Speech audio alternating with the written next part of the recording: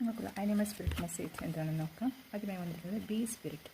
തേനീച്ച സാമൂഹിക ജീവിയാണ്. എല്ലാവരോടും കൂടി വളരെയധികം ഒത്തൊരുമിച്ച് വളരെ ഹാർമോണിയസ് ആയിട്ട് ഒരു കോളനി ആയിട്ട് ഒരു കമ്മ്യൂണിറ്റി ആയിട്ട് ജീവിക്കുന്ന ഒരു ജീവിയാണ്. വളരെയധികം ഹാർഡ് വർക്ക് ചെയ്ത് പരസ്പരം സഹായിച്ച് സഹകരിച്ച് ജീവിതത്തിൽ മധുരം സംഭരിക്കുന്ന ഒരു ജീവിയാണ്. ഇതേപോലെ നിങ്ങളുടെ കഠിന പ്രയത്നത്തിൻ്റെ ഫലം നിങ്ങൾക്ക് അടുത്ത് തന്നെ ലഭിക്കും എന്നാണ് spirit message.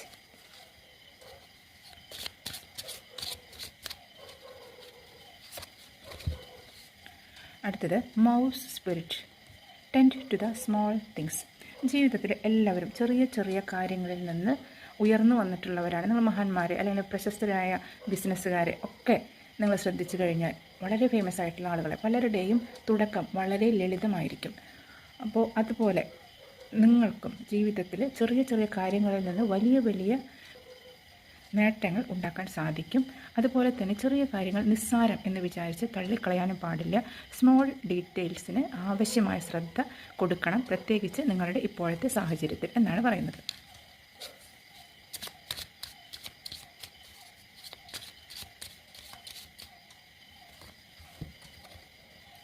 Dragon fly spirit.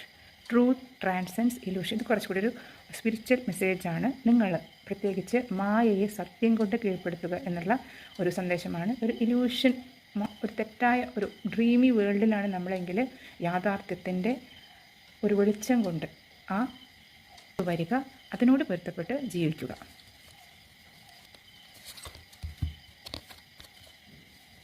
Parrot spirit.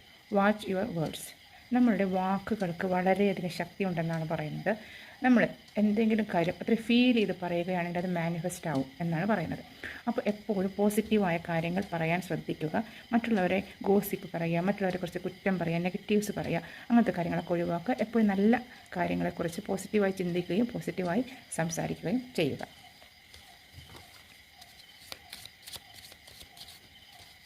Finally electric eel spirit. Bring your ideas to life. നിങ്ങൾക്ക് ഒരുപാട് ഐഡിയകൾ ഉള്ള ഒരു വ്യക്തിയാണ്. ആ ഐഡിയകളെ ഇപ്പോൾ നിങ്ങൾ പാഷനേറ്റായിട്ട് അതിന് ജീവൻ കൊടുക്കേണ്ട സമയമായി എന്നാണ് പറയുന്നത്.